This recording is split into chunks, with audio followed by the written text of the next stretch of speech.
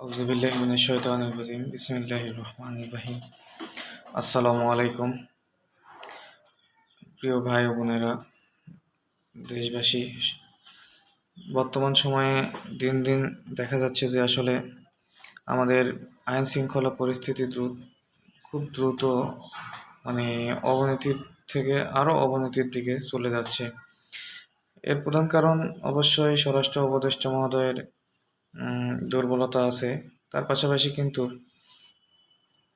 কিছু প্রোপাগান্ডাও ছড়াচ্ছে, বা এই যে কিছু কিছু গ্রুপ আছে যারা পতিত স্বৈরাচারের অঙ্গ সংগঠন সহ বিভিন্ন গ্রুপগুলো, যারা দেশকে অস্থিতিশীল করতে যখন তারা সব কিছুতে ব্যর্থ, তখন তারা এই নতুন পদ্ধতি বা নতুন এই পন্থা তারা হাতে নিয়েছে তাদের কর্মসূচি হিসেবে। সেটা হচ্ছে যে বিভিন্ন জায়গায় চুরি, ছিনতাই, খুন ডাকাতি এইসব করে দেশের পরিস্থিতিকে অস্থিতিশীল করা এবং দেশের আইন শৃঙ্খলা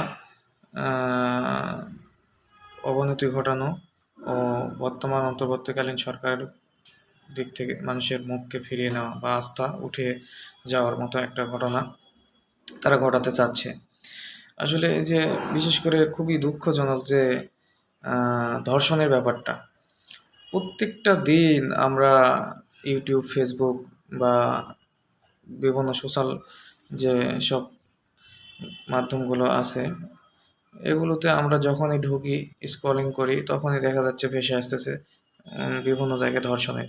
হতে পারে সত্যি সত্যি বিভিন্ন জায়গায় ধর্ষণ হচ্ছে, এটা ঠিক, কিন্তু এর মধ্যে আমার কেমন যেন মনে হয় যে কিছুটা ইচ্ছাকৃতভাবে হয়তো বা একটা ঘটনা ঘটানো হচ্ছে, যেগুলো এই দেশের বর্তমান যে অন্তর্বর্তীকালীন সরকারের ভাবমূর্তি নষ্ট করার ও জনগণের মধ্যে একটা ক্ষোভ ফুঁসে তোলার জন্য এই সরকারের বিরুদ্ধে। তো যাই হোক, আমরা সর্বোপরি সবাই নিজের যে যার অবস্থান থেকে সচেতন ও সতর্ক থাকব, বিশেষ করে ধর্ষণ ও ছিনতাইয়ের বিরুদ্ধে। আর যেই বিপদে পড়ুক না কেন, আমরা চেয়ে চেয়ে না দেখে সবাই ঐক্যবদ্ধভাবে সেটাকে প্রতিহত করার চেষ্টা করব। ধন্যবাদ। আসসালামু আলাইকুম। আল্লাহ হাফেজ।